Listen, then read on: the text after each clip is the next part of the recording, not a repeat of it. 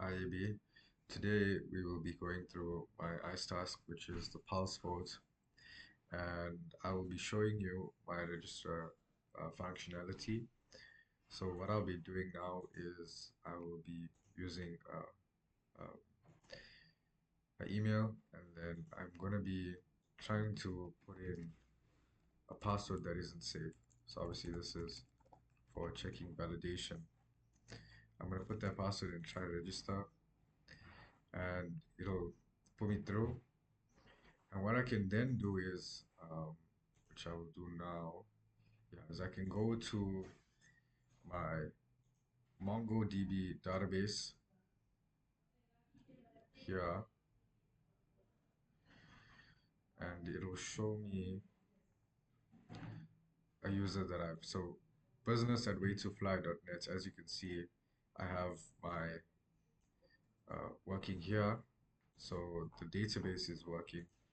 What I can then do is I can log out, and then I can go ahead and log in to see if it's working. There you go. As you can see, it's working, and then we have a welcome message.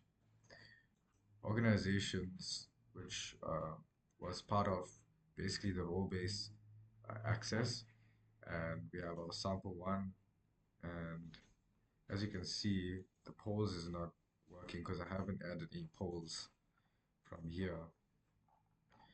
There is no polls for the PulseVote polls. There is no PulseVote polls, so as you can see, that is correct. And yeah, this is the, we can log out as well, and then we can go ahead and log in and register. So that's my PulseVote front end working.